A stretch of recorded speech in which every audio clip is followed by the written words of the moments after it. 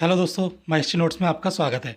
और अगर आप मेरे पेज पे नए हैं तो मेरे चैनल को सब्सक्राइब जरूर कर दें ताकि आने वाली वीडियो की अपडेट्स आपको मिलती रहे।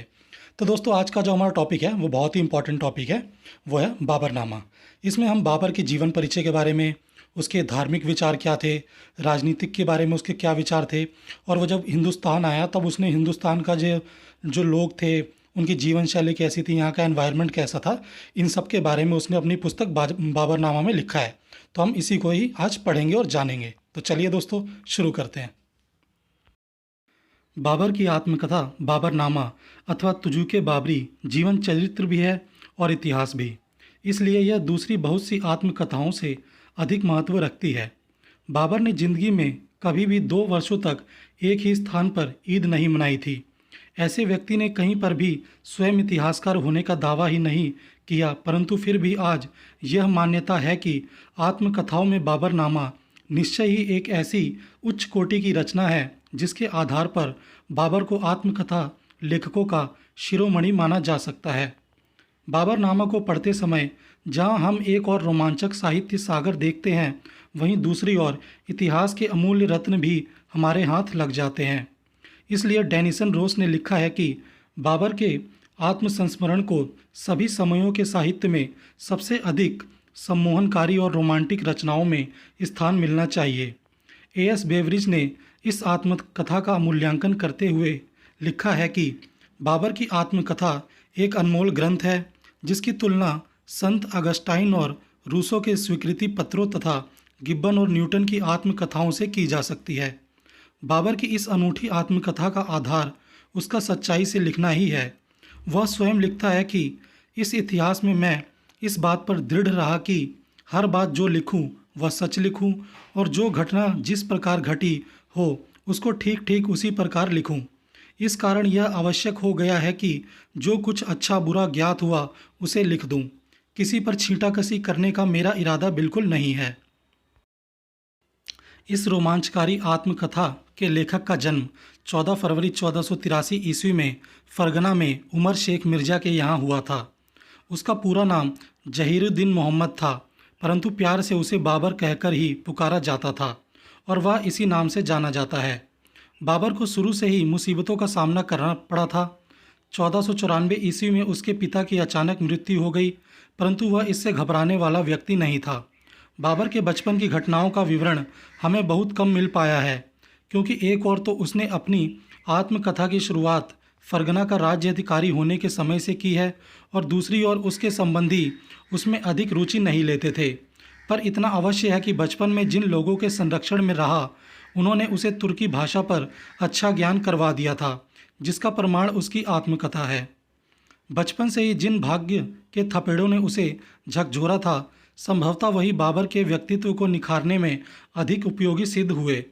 11 वर्ष की उम्र में अपने पिता के राज्य फरगना की रक्षा की जिम्मेदारी उस पर आ पड़ी थी, और दूसरी ओर उसके संबंधी इस छोटे से राज्य को हड़पने के फिराक में थे।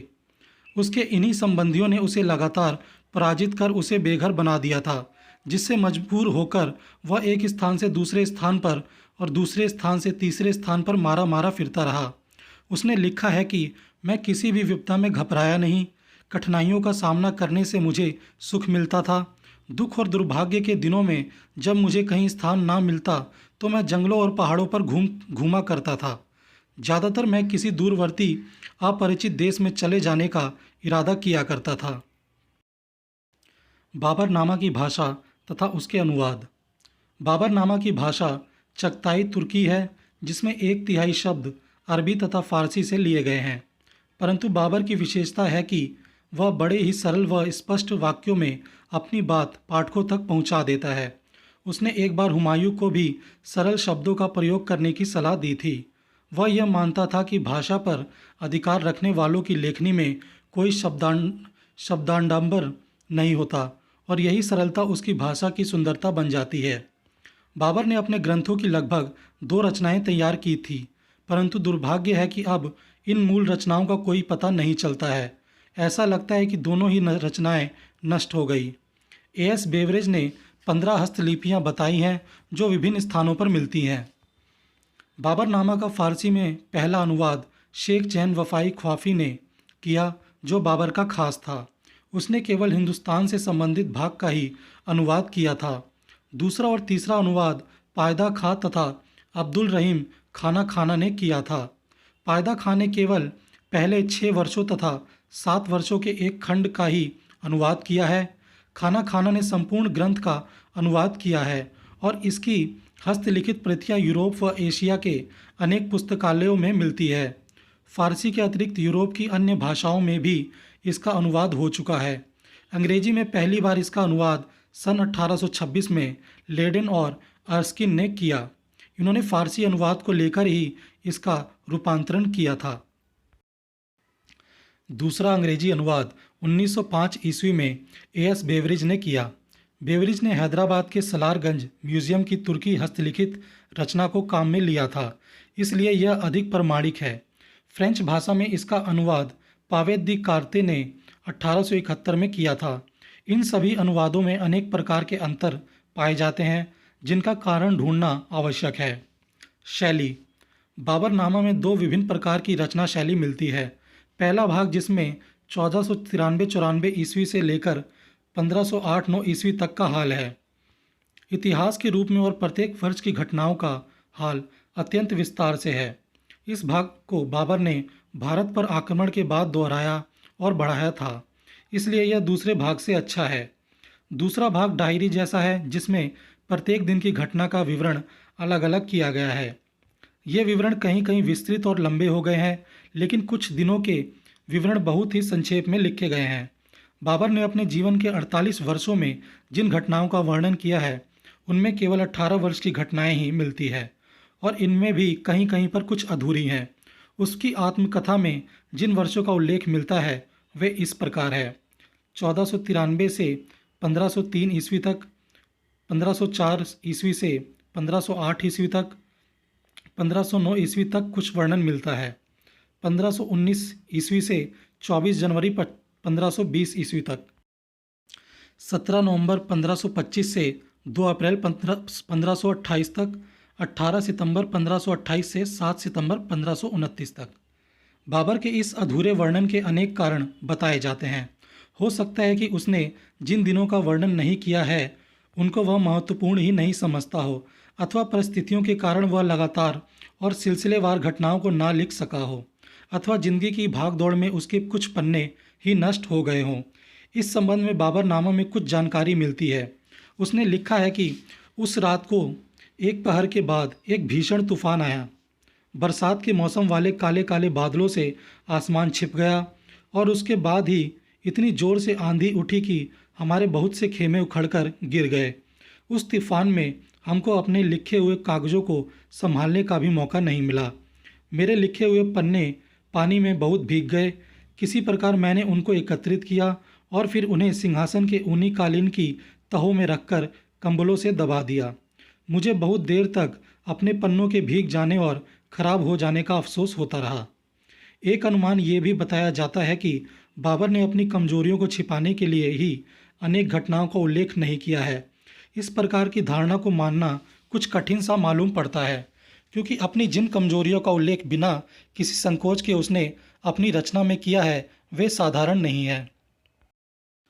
अपनी भूलों और कमजोरियों को स्वीकार करने की आदत बाबर में थी, किंतु उसके इस आदत के खिलाफ हमारे पास एक बड़ा ही अचूक प्रमाण है। बाबर की रचना में 1508 से 1516 ईस्वी तक का विवरण नहीं मिलता है। इसका कारण बताया जाता है कि बाबर ने क्योंकि शाह इस्माइल सफ़वी की अधीनता स्वीकार कर ली थी और वह इस तथ्य को छिपाना चाहता था, इसलिए इन वर्षों का हाल उसने छोड़ दिया। 1508 से 1519 ईस्वी तक तथा 1520 से 1525 तक की घटनाओं के ना लिखने का कारण बताया जाता है कि क्योंकि उसने आलम खां लोदी से काम लेकर उसके साथ विश्वासघात किया था और इन दोनों कालों की घटनाएं इससे संबंधित थी, इसलिए बाबर ने इनका उल्लेख नहीं किया है। किंतु इस संबंध में यह जान लेना अच्छा होगा कि यह घटना इतनी महत्वपूर्ण भी नहीं थी कि इसके लिए इतने समय की घटनाओं को ना लिखा जाता। इसलिए अधिक संभावना यह है कि इन विभिन्न कालों के पृष्ठ नष्ट हो गए होंगे। बाबरनामा में उसके धार्मिक विचार।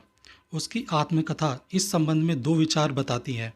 उसे ईश्वर में अटूट विश्वास था और वह अपनी समस्त कामयाबी केवल ईश्वरीय इच्छा से ही मानता है। उसने लिखा है कि यदि समस्त संसार की तलवारें चले तो भी एक नस तक नहीं काट सकती यदि ईश्वर की इच्छा ना हो। इसी प्रकार दिसंबर 1525 ईस्वी में अपने बीमार पड़ने पर उसने लिखा है कि हे ईश्वर, हमने आत्मा के प्रति अत्याचार किया है। यदि तू हमें क्षमा ना करेगा और हमारे प्रति दया ना करेगा तो हम निस्संदेह उन लोगों में होंगे जो कि नष्ट होने वाले हैं। इसी प्रकार इब्राहिम लोदी पर प्राप्त विजय को भी इसने ईश्वरीय देन ही स्वीकार किया है। इसके अतिरिक्त यह अधिक महत्वपूर्ण है कि बाबर नमाज और रोजे के प्रति बड़ा ही सतर्क था, परंतु अपने धार्मिक विचारों में मध्यम मार्गी था। ना तो वह रूढ़िवादी और ना ही अत्यधिक उदार था। यदि वह धर्मांध होता तो संभवतः मथुरा के मंदिर ना बच पाते और ना ही राजा बीर सिंह देव से उसके मित्रतापूर्ण संबंध होते। यह ठीक है कि वह विचारधारा से सच्चा सुन्नी था, परंतु उसने धर्म को राजनीति पर हावी नहीं होने दिया था। हिंदुस्तान का वर्णन। उसने लिखा है कि हिंदुस्तान बड़ा लंबा चौड़ा देश है। यह मनुष्यों तथा उपज से परिपूर्ण है। यह बड़ा ही आश्चर्यजनक देश है और यदि हम अपने देशों से इसकी तुलना करें तो यह एक अन्य ही संसार ज्ञात होता है। यहाँ के पर्वत, नदियाँ, जंगल, नगर, खेत, पशु, वर्षा तथा वायु सभी विभिन्न है। सिंध नदी को पार करते ही पर्वत श्रेणी के प्रदेश आ जाते हैं जो कश्मीर से मिले हुए हैं। कश्मीर छोड़ने के बाद पहाड़ियों में अनेकानेक जातियाँ और राज्य मिलते हैं जो बंगाल तक फैले हुए हैं। हिंदुस्तान के बारे में वह लिखता है कि हिंदुस्तान के प्रदेश तथा नगरों में कोई आकर्षण नहीं है। इनके समस्त नगर एवं समस्त भूमि एक ही प्रकार की है। इसके अधिकांश स्थानों पर समतल मैदान स्थित है। वर्षा के समय कुछ नदियां तथा नालों में बाढ़ आ जाती है और उनको पार करना बहुत कठिन हो जाता है। हिंदुस्तान में गांव तथा नगर क्षण भर में बस जाते हैं और उसी प्रकार नष्ट भी हो जाते हैं। इस प्रकार बड़े बड़े नगरों के निवासी जो वर्षों से वहां बसे होते हैं, यदि वहां से भागना चाहते हैं तो वे 1 या 1.5 दिन में वहां से इस प्रकार भाग जाते हैं कि उनका वहां कोई चिन्ह नहीं रह जाता। यदि उन्हें किसी स्थान को आबाद करना होता है तो उन्हें नहर खोदने की आवश्यकता नहीं पड़ती, जिसका कारण यहाँ वर्षा के सहारे पर कृषि होती है और जनसंख्या की तो कोई कमी ही नहीं। हिंदुस्तान के निवासियों का वर्णन करते हुए वह लिखता है कि हिंदी वाले काफिर को हिंदू कहते हैं। यहाँ जो लोग बस्तियों एवं गाँव में रहते हैं उनके भी नाम कबीलों के नाम पर होते हैं। यहाँ जितने भी शिल्पकार हैं उनके पिता तथा पितामह भी पीढ़ियों से वही कार्य करते चले आ रहे हैं। हिंदुस्तान के दोषों को बताते हुए उसने लिखा है कि हिंदुस्तान में बहुत कम आकर्षण है। यहाँ के निवासी ना तो रूपवान होते हैं और ना सामाजिक व्यवहार में कुशल होते हैं। ये ना तो किसी से मिलने जाते हैं और ना कोई इनसे मिलने आता है। ना इनमें प्रतिभा होती है और ना इनमें कार्य दक्षता। ना इनमें शिष्टाचार होता है और ना उदारता। ना तो यहाँ अच्छे घोड़े होते हैं और ना अच्छे कुत्ते, ना अंगूर, ना खरबूजा और ना ही उत्तम मेवे। यहाँ ना तो बर्फ़ मिलती है और ना ठंडा जल। यहाँ के बाज़ारों में ना तो अच्छी रोटी मिलती है और ना अच्छा भोजन ही प्राप्त होता है। यहाँ ना गर्म स्नानागार है, ना मदरसे, ना मशाल। कृषक तथा निम्न वर्ग के लोग अधिकांश नंगे ही रहते हैं। वे लोग एक कपड़े का टुकड़ा बांधते हैं जो लंगोट कहलाता है। नाभि के नीचे कपड़े के टुकड़े को दोनों जांघों के बीच से लेते हुए पीछे ले जाकर बांध देते हैं। स्त्रियां भी लुंगी बांधती है। इसका आधा भाग कमर से नीचे होता है और दूसरा सिर पर डाल लिया जाता है। वैसे बाबर के इन सारे आरोपों का खंडन अमीर खुसरो की रचनाओं से हो जाता है जो हिंदुस्तान और हिंदुस्तानियों की प्रशंसा से भरी पड़ी है। बाबर का ये विवरण उचित नहीं मालूम पड़ता। बाबर ये समझने में असमर्थ रहा है कि वह विजित और विजेता के सामाजिक व्यवहार का वर्णन कर रहा है जिनमें अलगाव होना स्वाभाविक है। इसके साथ ही वह यहाँ के निवासियों की व्यक्तिवादी प्रवृत्तियों का उचित रूप से मूल्यांकन नहीं कर पाया। इसलिए उसे यहाँ के सामाजिक व्यवहार में बड़ा ही अटपटापन लगता है। इसके अतिरिक्त बाबर हिंदुस्तान के शासकों द्वारा कृषकों के प्रति अपनाई जाने वाली नीति को भी नहीं समझ सका। यहाँ के शासकों की यह नीति रही कि किसान के पास मात्र इतना छोड़ा जाए जिससे कि वो मुश्किल से अपना भरण पोषण कर सके तथा जमीन को छोड़कर ना भागे। बाबर का यह कहना कि हिंदुस्तान के लोग अर्धनग्न रहते हैं उचित नहीं है। बाबर के आक्रमण का समय मोटे रूप से गर्मी का मौसम ही था, जब यहाँ गर्मी के अनुसार कम से कम कपड़े पहने जाते हैं। इसके अतिरिक्त बाबर यहाँ की प्रचलित प्रथाओं को भी समझने में असमर्थ रहा। हिंदुस्तान की विशेषताओं के संबंध में बाबर लिखता है कि यहाँ की सबसे बड़ी विशेषता है कि यह बहुत बड़ा देश है। यहाँ अत्यधिक सोना चांदी है। वर्षा ऋतु में यहाँ की हवा बड़ी ही उत्तम होती है। कभी कभी दिन में 15-20 बार वर्षा हो जाती है। यहाँ की वर्षा से पानी का सैलाब आ जाता है और जिस स्थान पर बिल्कुल भी जल नहीं होता वहाँ नदियाँ बहने लगती है। केवल वर्षा ऋतु में ही नहीं अपितु शीतकाल तथा ग्रीष्म में भी हवा बड़ी ही उत्तम रहती है।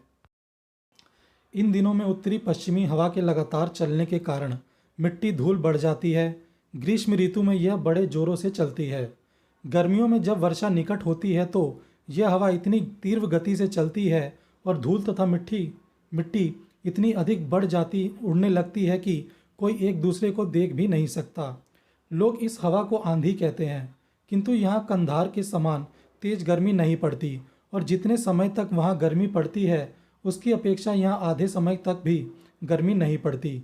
हिंदुस्तान का एक बहुत बड़ा गुण यह है कि यहाँ हर प्रकार एवं हर कला के जानने वाले असंख्य कारीगर पाए जाते हैं। प्रत्येक कार्य तथा कला के लिए जातियाँ निश्चित हैं, जो अपने पिता और पिता के समय से वही कार्य करते चले आ रहे हैं। मेरे आगरा, सीकरी, धौलपुर, ग्वालियर तथा कोल के भवनों के निर्माण में 1469 पत्थर काटने वाले रोजाना कार्य करते थे। इस प्रकार हिंदुस्तान में प्रत्येक प्रकार के अनगिनत शिल्पकार तथा कारीगर हैं।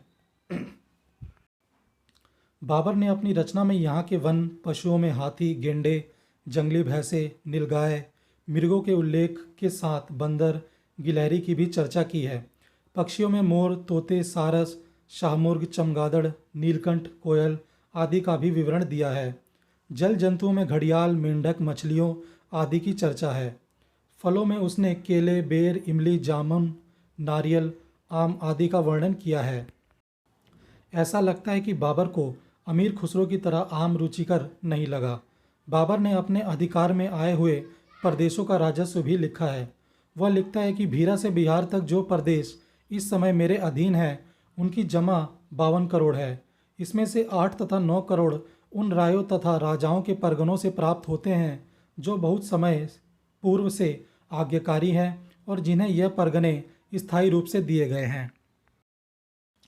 बाबर ने अपने पूर्व के हिंदुस्तान के राज्यों का भी वर्णन किया है। इब्राहिम लोदी व उसके अमीरों के बारे में बाबर ने चर्चा की है। उसने अनेक स्थानों पर अफगानों के राज्य की शक्तिहीनता एवं विद्रोह की चर्चा की है और इस बात को अधिक स्पष्ट किया है कि उनको दबाने में उसे अनेक कठिनाइयों का सामना करना पड़ता था। अपने पूर्व के 2 आक्रमणकारियों सुल्तान महमूद व सुल्तान शहाबुद्दीन मोहम्मद गौरी के साधनों एवं सेना का उल्लेख करते हुए उसने अपने साधनों से उनकी तुलना की है। उसने अफगानों के अतिरिक्त गुजरात, दक्षिण, मालवा, बंगाल, विजयनगर एवं राणा संगा के राज्यों का भी विवरण दिया है। वह स्वयं एक कुशल सैनिक था, इसलिए उसने यहाँ की सैनिक व्यवस्था के बारे में भी लिखा है। सुल्तान इब्राहिम लोदी की सैन्य व्यवस्था के बारे में उसने लिखा है कि हिंदुस्तान में यह प्रथा है कि ऐसे महान संकटों के अवसर पर धन देकर सेना भर्ती कर ली जाती है। सेना रखने की विधि की चर्चा करते हुए वह लिखता है कि हिंदुस्तान में प्रचलित नियम के अनुसार 1 लाख की विलायत वाले 100 अश्वारोही और 1 करोड़ की विलायत वाले 10,000 अश्वारोही रखते थे। बाबर का यह विवरण बड़ा ही महत्वपूर्ण है। सुरक्षा व्यवस्था के संबंध में उसने लिखा है कि यहाँ के मैदानों के बहुत से भागों में बड़े बड़े कांटेदार जंगल होते थे, जहाँ परगनों के निवासी शरण ले लेते थे और विद्रोह करते थे तथा कर नहीं देते थे। अशांति के समय भी इसी प्रकार के सुरक्षित स्थानों का उपयोग किया जाता था। बाबर ने सत्य तथा व्यक्तिगत सम्मति को प्राय घुला मिला लिया था। उन्होंने यह दावा किया कि उनकी सेना की कुल संख्या 12,000 थी, जबकि इब्राहिम लोदी ने पानीपत के मैदान में 1 लाख सेना एकत्र कर रखी थी। बाबर की सेना की संख्या दुगनी अर्थात 24,000 के आसपास जरूर रही होगी, क्योंकि अपनी सेना की संख्या घटाकर ये विजय के लिए अपने आप को अधिक श्रेय देना चाहता था, किंतु एक आत्मकथा में ऐसा होना स्वाभाविक ही माना जाएगा। बाबरनामा की दूसरी कमी बीच बीच में समय के अंतराल है। इस कमी को पूरा करने के लिए हमें मिर्ज़ा हैदर दोगलत की तारीख़ रशीदी, गुलबदन बेगम की हुमायूंनामा और अहमद की तारीख़ शाही का सहारा लेना पड़ता है। बेवरिज के मत से पता चलता है कि बाबरनामा कई बार दुर्घटना की चपेट में आई थी। बाबर का राजनीतिक के प्रति दृष्टिकोण। बाबर अविभाजित प्रभुसत्ता में विश्वास करता था। सुल्तान हुसैन की मृत्यु के बाद उसके उत्तराधिकारियों ने शासन प्रबंध की जो योजना बनाई वह बाबर को रुचिकर नहीं लगी। बाबर मंत्रणा व विचार विनिमय में विश्वास करता था, क्योंकि उसने हिंदुस्तान पर आक्रमण करने से पूर्व अपने सलाहकारों से इस संबंध में बातचीत की थी। पानीपत के युद्ध के पहले भी उसने मिलजुल कर रणनीति निश्चित की थी। इसी प्रकार वह विजित प्रदेशों में वहाँ की शासन व्यवस्था को ही लागू रहने देता था। संभवतः इसका कारण था कि एक और तो उसे न केवल अपने साम्राज्य की बढ़ोतरी करनी थी, परंतु साथ ही साथ उसमें कुशल प्रशासन के गुणों का भी अभाव था। आरंभिक अवस्था में एक विजेता के लिए यह उपयुक्त भी था, क्योंकि यह संभव नहीं था कि वह अपने प्रदेश की शासन व्यवस्था को एकदम वैसा ही यहाँ लागू करे। भीरा की विजय के उपरांत उसने वहाँ के लोगों की सलाह से स्थानीय प्रशासन को ही लागू रखा। हिंदुस्तान पर अधिकार करने के बाद भी उसने यहाँ की शासन व्यवस्था में कोई परिवर्तन नहीं किया और पुरानी इक्तेदारी प्रथा को ही लागू रखा। बाबर में नेतृत्व की अपूर्व शक्ति थी। पानीपत के युद्ध के बाद जिस प्रकार सेना में काबुल लौट जाने की बात जोर पकड़ रही थी, उसका मुकाबला बाबर जैसे व्यक्तित्व के आदमी के लिए संभव था। बाबर ने कभी यह आशा भी नहीं की थी कि उसके लोग उसके संकल्प के विरुद्ध कुछ कहने का साहस करेंगे। उसने समस्त बेगों को इकट्ठा कर कहा कि राज्य एवं विजय बिना साधन तथा अस्त्र शस्त्र के संभव नहीं। घोर युद्ध के उपरांत हमने ईश्वर की कृपा से शत्रुओं की इतनी बड़ी संख्या को इस आशय से पराजित किया कि ऐसे विस्तृत प्रदेशों तथा राज्यों को अपने अधिकार में कर लें। क्या हमारे भाग्य में यही लिखा है कि हम सर्वदा काबुल में दरिद्रता के कष्ट में भोगते रहे? अब आज से मेरे किसी हितैषी को ऐसी बात नहीं करनी चाहिए, किंतु जिस किसी में शक्ति नहीं है और उसने जाना निश्चय कर लिया है, तो फिर उसे रुकना भी नहीं चाहिए। साहित्यकार के रूप में बाबर। सामान्यतः यही माना जाता है कि बाबर ने मोटे रूप से केवल बाबरनामा की ही रचना की है, परंतु उसने इसके अतिरिक्त अन्य रचनाएं भी की थी। उसने लगभग 116 गज़ल, 8 मसनवी, 104 रुबाई, 52 मुअम्मस, 8 कोते, 15 तुयुक तथा 29 सीरी मुस्सन की तुर्की भाषा में रचना की थी। इसके अतिरिक्त फारसी में 3 गज़ल, 1 कीता, 4 तथा 18 रुबाइयों की भी रचना की थी। अबुल फजल ने उसकी एक मसनवी की ओर ध्यान दिलाया है, जो काफ़ी प्रचलित थी। उसने फारसी में एक दीवान तथा रिसाना-ए वलीदिया का भी अनुवाद किया था। बाबर ने फारसी में एक मसनवी की भी रचना की, जिसको मुवैया कहकर पुकारा जाता है। एक विजेता में इस प्रकार के साहित्यिक गुणों का मिलना एक विचित्र गुण है, जो बहुत ही कम व्यक्तियों में पाए जाते हैं। इस प्रकार हम ये कह सकते हैं कि बाबरनामा अपने समय की ऐतिहासिक सामग्री का भंडार है। समय ही साथ हिंदुस्तान के लोगों, उसके आचार विचारों, रहन सहन आदि के बारे में महत्वपूर्ण जानकारी देता है। अबुल फजल के पहले वह संभवतः पहला व्यक्ति था जिसने हिंदुस्तान के विभिन्न प्रदेशों के राजस्व के आंकड़ों को दिया है। यह ठीक है कि उसमें अनेक स्थानों पर पक्षपातपूर्ण विवरण भी दिए हैं, परंतु हमें यह भी ध्यान रखना पड़ेगा कि विषय निष्ठता का उस समय कहीं नामो निशान भी नहीं था। परंतु इसके बाद भी यह तो मानना पड़ेगा कि जिस सच्चाई के साथ उसने अपने संस्मरण लिखे हैं, उतनी सच्चाई का पालन करना हर व्यक्ति के लिए संभव नहीं। उसने अपनी त्रुटियों और असफलताओं को भी उतने ही खुले रूप से लिखा है जितना अपनी सफलताओं और वीरताओं के कारनामों को। तो दोस्तों, इसी के साथ हमारा ये टॉपिक भी समाप्त हुआ, और कमेंट और लाइक करके ज़रूर बताएं कि आपको कैसा लगा। तो चलिए मिलते हैं नेक्स्ट टॉपिक में, और इसे देखने के लिए आपका बहुत बहुत शुक्रिया।